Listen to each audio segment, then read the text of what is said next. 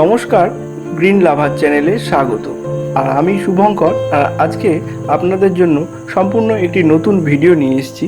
আমরা যারা ছাদ বাগানে বিভিন্ন রকমের ফুল গাছ যেমন বুগেনভেলিয়া, গোলাপ, এছাড়াও বিভিন্ন রকমের ফল গাছ করি, অনেক সময় দেখা যায় আমাদের গাছের পাতাগুলো ফ্যাকাশে হয়ে গেছে, শিরা জেগে উঠেছে পাতার, বা কখনো কখনো পাতা হলুদ হয়ে যায়। তো আমরা বুঝতে পারি না যে কোন সঠিক মাইক্রোনিউট্রিয়েন্টের অভাবে এই সমস্যাগুলো দেখা যাচ্ছে।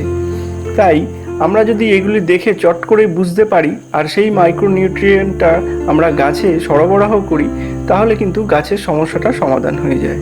তাই আজকে আমরা আলোচনা করব কিভাবে আপনারা গাছের পাতা দেখেই বুঝে নেবেন যে কি মাইক্রোনিউট্রিয়েন্টের প্রয়োজন আছে আর কখন এটা দিতে হবে, এবং এই মাইক্রোনিউট্রিয়েন্টের কি কাজ, সমস্ত বিস্তারিত তথ্যগুলো আজকের এই ভিডিওতে আলোচনা করব। তাই সম্পূর্ণ ভিডিওটি দেখতে থাকুন।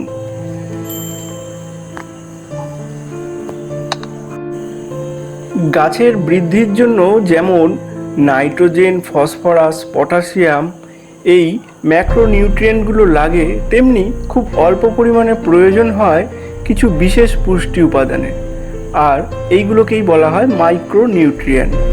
যে মাইক্রোনিউট্রিয়েন্টগুলো প্রয়োজন সেগুলোর মধ্যে অন্যতম যে সাতটি হচ্ছে iron, zinc, manganese, copper, boron, molybdenum আর ক্লোরিন। আর এই সাতটি মাইক্রোনিউট্রিয়েন্ট গাছের প্রয়োজন হয়, কিন্তু খুব অল্প মাত্রায়। আর এইগুলোর যদি অভাব দেখা যায়, গাছ কিন্তু তার পাতার মাধ্যমে বা ফুল বা ফলের মাধ্যমে বুঝিয়ে দেয় যে তার এই অভাবগুলো হয়েছে এবং এটার সঠিক পরিমাণে প্রয়োগ করতে হবে। তাহলে এবারে চলুন এই সবকটা মাইক্রোনিউট্রিয়েন্টের কার্যকারিতা এবং এদের অভাবজনিত লক্ষণ আর এর সমাধান কিভাবে করব আমরা জেনে নিই। অনুখাদ্যের তালিকায় সবথেকে গুরুত্বপূর্ণ ভূমিকা নেয় যে অনুখাদ্যটি, সেটা হলো আয়রন। আর এই আয়রনের ঘাটতির লক্ষণ আমরা আমাদের গাছে কিভাবে বুঝতে পারবো?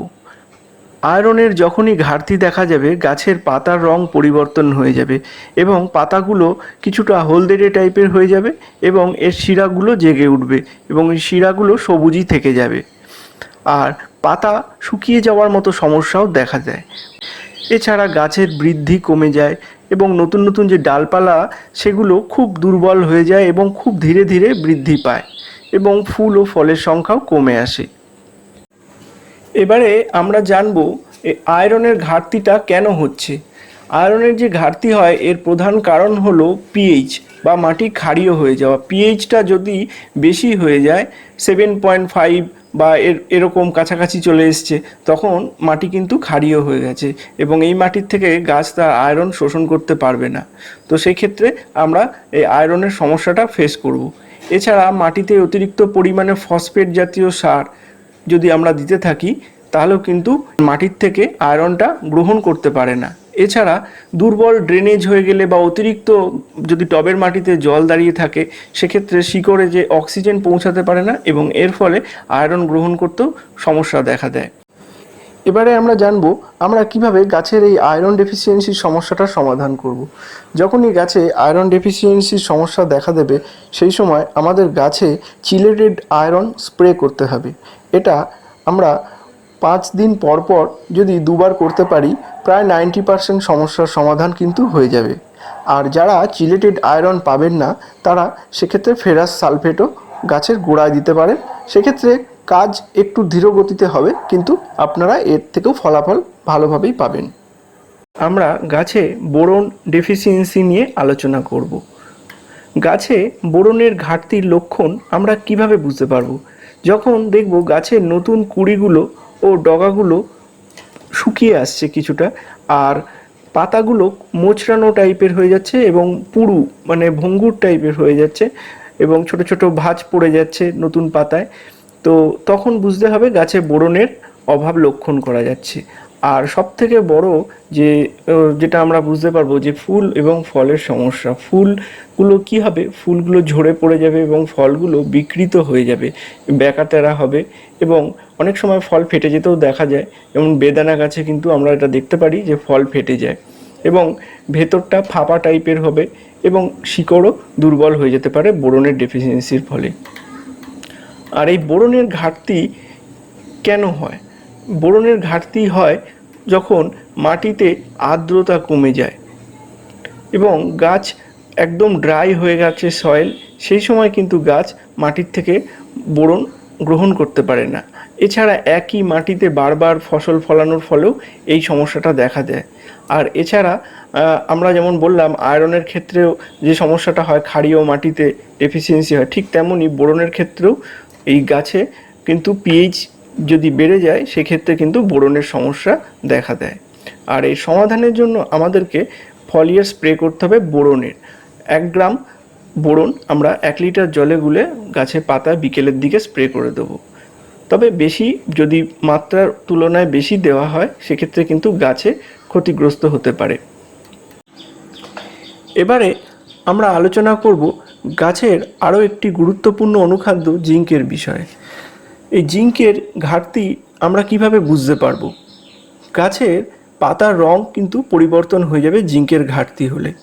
পুরনো পাতাগুলো সবুজ থেকে যাবে কিন্তু নতুন পাতা হলুদ বা ফ্যাকাশে হয়ে যেতে থাকবে এবং পাতার শিরার মাঝে একটা হলুদ দাগ দেখা যাবে এবং শিরাগুলো সবুজ থেকে যাবে কিন্তু ভেতরের অংশগুলো কিন্তু ফ্যাকাশে বা হলদেটে টাইপের হয়ে যাবে এবং পাতা ছোট ছোট হয়ে যাবে আকারে।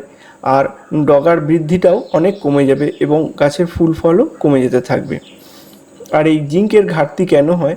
এক্ষেত্রেও জিঙ্কের ঘাটতি দেখা দেয় যে পিএইচ বেশি হলে বা মাটি অ্যালকালাইন হয়ে গেলে পরে। এছাড়া মাটিতে যদি জৈব পদার্থ কম থাকে সেক্ষেত্রেও কিন্তু এই জিঙ্কের ঘাটতি দেখা দেয়। এছাড়া ফসফরাসের সার অতিরিক্ত ব্যবহার করলে পরে। আর এর সমাধান আমরা কিভাবে করব? তো এর সমাধানের জন্য আমাদেরকে গাছে চিলেটেড জিঙ্ক সালফার যেটা আছে সেটা আমাদেরকে স্প্রে করে দিতে হবে। আমরা অন্তত সপ্তাহে 1 দিন করে যদি এটা স্প্রে করতে পারি এর সমাধান কিন্তু আমরা খুব সহজেই করে ফেলতে পারবো। এবারে আমরা আলোচনা করব গাছের আরও একটি গুরুত্বপূর্ণ অনুখাদ্য তামা বা কপারের বিষয়ে। আর এই তামা বা কপারের ঘাটতি হলে আমরা কিভাবে বুঝতে পারবো? গাছের নতুন পাতাগুলো ফ্যাকাশে হয়ে যাবে এবং সবুজ থেকে আস্তে আস্তে সেটা হলুদে পরিণত হয়ে যাবে। আর গাছের যে নতুন ডগাগুলো বা নিউ শুটগুলো বেরোবে সেগুলো কিন্তু বাদামি হয়ে প্রায় শুকিয়ে যাওয়ার মতন অবস্থা হবে এবং নতুন যে শুটগুলো সেগুলোর বৃদ্ধিও থমকে যাবে এবং গাছ একদম খাটো প্রকৃতির হয়ে যাবে এবং এর শাখা প্রশাখা দুর্বল হয়ে যাবে, গাছের গ্রোথ একদম বন্ধ হয়ে যাবে। আর এই তামার ঘাটতি কেন হয়? তামার ঘাটতি হয় বেশি পরিমাণে জৈব পদার্থ বেশি ব্যবহার করলে মাটিতে, এবং মাটি এক্ষেত্রে উল্টোটা হচ্ছে অন্যান্য অনুখাদ্যে যেরকম আগে আমরা বলে এলাম অ্যালকালাইন হলে হয়, এক্ষেত্রে কিন্তু উল্টোটা। এক্ষেত্রে মাটি বেশি অ্যাসিডিক হয়ে গেলে এই সমস্যাটা লক্ষ্য করা যায়।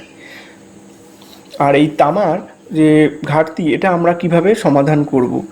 সেক্ষেত্রে আমাদের বাজারে খুব সহজেই কিছু ফাঙ্গিসাইড পাওয়া যায় কপার যুক্ত, যেমন হচ্ছে ব্লাইটক্স, কপার অক্সিক্লোরাইড। এগুলো যদি আমরা ব্যবহার করি তামার ঘাটতি কিন্তু সহজেই পূরণ হয়ে যাবে। এবারে আমরা গাছের ম্যাঙ্গানিজের ঘাটতির লক্ষণ নিয়ে আলোচনা করব। ম্যাঙ্গানিজের ঘাটতি আমরা খুব সহজেই বুঝতে পারবো আমাদের গাছের নতুন পাতার উপরে। গাছের নতুন পাতাগুলোতে একটা বাদামি বা কালো ছোপ আমরা লক্ষ্য করতে পারবো। আর এই সমস্যাটা কিন্তু নতুন পাতাতেই বেশি হয়, গাছের পুরনো পাতাগুলো প্রায় ঠিকই থাকে। আর এছাড়াও গাছের পাতার শিরাটা সবুজ থেকে যায় এবং শিরার মধ্যবর্তী অংশগুলো হলদে হয়ে যেতে থাকে। তখনই আমরা বুঝে যাব যে গাছে ম্যাঙ্গানিজের ঘাটতি হয়েছে। আর এই ম্যাঙ্গানিজের ঘাটতি কখন হয়? মাটি যখন অ্যালকালাইন হয়ে পড়ে বা ক্ষারীয় হয়ে পড়ে তখন এই ম্যাঙ্গানিজের ঘাটতি বেশি লক্ষ্য করা যায়। আর এর সমাধান করতে গেলে আমাদেরকে গাছে জৈব সার এবং সালফার বা অ্যাসিডিক সার ব্যবহার করতে হবে, তাহলে গাছে কিন্তু আবার ম্যাঙ্গানিজ শোষণ করতে পারবে এবং গাছ আবার আগের অবস্থায় চলে আসবে। এবারে আমরা গাছে ক্লোরিনের ঘাটতি নিয়ে আলোচনা করব।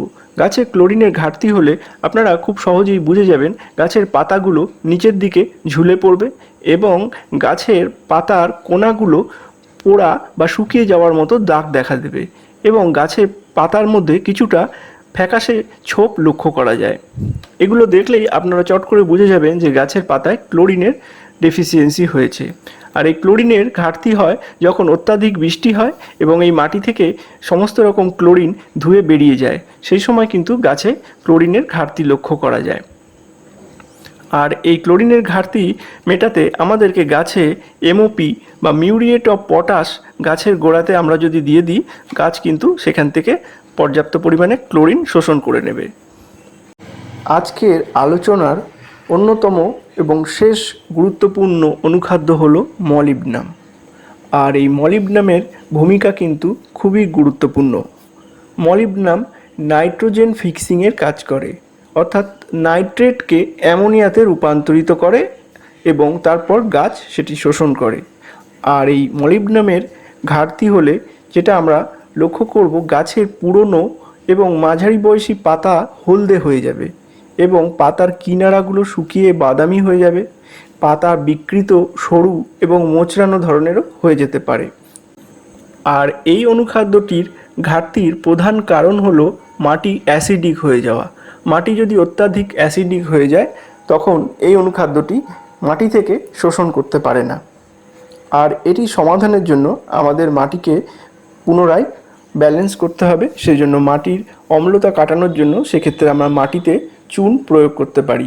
করলে মাটি আবার আগের জায়গায় ফিরে আসবে এবং গাছ সঠিকভাবে এই অনুখাদ্যটিকে গ্রহণ করতে পারবে। এবারে আমরা আলোচনা করব গাছে যে বিভিন্ন রকমের অনুখাদ্য নিয়ে আলোচনা করলাম, এগুলোর যদি সমস্যা দেখা দেয় সেগুলোর জন্য আলাদা আলাদা করে অনুখাদ্য কেনাটা খুবই কষ্টসাধ্য হয়ে পড়ে। তো সেক্ষেত্রে আমরা এমন একটি অনুখাদ্য ব্যবহার করব যেটার মধ্যে সমস্ত কিছুই থাকবে এবং সেটা স্প্রে করলে সমস্ত গাছের অনুখাদ্যের চাহিদা পূরণ হয়ে যাবে। এর মধ্যে যে অনুখাদ্যগুলি সবথেকে ভালো কাজ দেয় সেটা হলো অ্যারিস অ্যাগ্রোর মোবোমিন এবং অ্যারিস অ্যাগ্রোর অ্যাগ্রোমিন গোল্ড। এই দুটোর মধ্যে যে কোনো আপনারা একটি ব্যবহার করতে পারেন। তবে মোবোমিনটা আমি ব্যবহার করি কারণ মোবোমিনেতে যে অনুখাদ্যগুলি রয়েছে সেগুলো হলো জিঙ্ক, ম্যাঙ্গানিজ, মলিবডেনাম, তামা, বোরন, আয়রন, সালফার, পটাশিয়াম। আর অ্যাগ্রোমিন গোল্ডে যেটা রয়েছে zinc, manganese, molybdenum, copper, boron এবং আয়রন। তবে এই মোবোমিনে যেটা দেখা যাচ্ছে, যেটা সালফার এবং পটাশিয়াম এর দুটো অ্যাডিশনালি রয়েছে এবং সমস্ত অনুখাদ্যগুলির পরিমাণে কিন্তু অনেকটা করে বেশি। যেমন অ্যাগ্রোমিন গোল্ডে জিঙ্ক রয়েছে 3% আর মোবোমিনে রয়েছে 6%। অ্যাগ্রোমিনে ম্যাঙ্গানিজ রয়েছে 1%, মোবোমিনে রয়েছে 5%। অ্যাগ্রোমিনে মলিবডেনাম রয়েছে 0.1% আর মোবোমিনে মলিবডেনাম রয়েছে 4%। অ্যাগ্রোমিনে কপার রয়েছে 1% আর মোবোমিনে রয়েছে 2%। অ্যাগ্রোমিনে বোরন রয়েছে 0.5%, মোবোমিনে রয়েছে 2%। অ্যাগ্রোমিনে লোহা রয়েছে 2.5% আর মোবোমিনে রয়েছে 5%, যেটা অনেকটাই বেশি, যেটা গাছের আয়রন ডেফিসিয়েন্সি হলে খুব ভালো কাজ দেয়, এই জন্য মোবোমিন। আর সমস্ত রকম মাইক্রোনিউট্রিয়েন্টই এতে পরিমাণে অনেক বেশি রয়েছে, যার ফলে এর কাজটাও অনেক বেশি তাড়াতাড়ি হয়। এছাড়াও অ্যাডিশনালি এতে সালফার রয়েছে 5% এবং পটাশিয়াম রয়েছে 1%। তো সেক্ষেত্রে আমি সাজেস্ট করব মোবোমিনটাই ব্যবহার করার জন্য। আর এতে কাজও খুব ভালো দেয়, আপনারা করতে পারেন মোবোমিন ব্যবহার। আর যদি না পান সেক্ষেত্রে অ্যাগ্রোমিন গোল্ডও ব্যবহার করতে পারেন। তাহলে আমরা এই ভিডিওতে দেখলাম কত সহজেই আমরা গাছের পাতা দেখে চট করে বুঝে যাব গাছে কি মাইক্রোনিউট্রিয়েন্টের সমস্যা হচ্ছে এবং তার সমস্যার সমাধান সমস্ত কিছু এই ভিডিওতে আমরা আজকে আলোচনা করলাম। তো আশা করছি আপনাদের এই ভিডিওটি ভালো লেগেছে। যদি ভিডিওটি ভালো লেগে থাকে তাহলে অবশ্যই কমেন্ট করে আমাকে জানাবেন আর পরবর্তী ভিডিওর জন্য চ্যানেলটি সাবস্ক্রাইব করে সঙ্গে থাকবেন। ধন্যবাদ।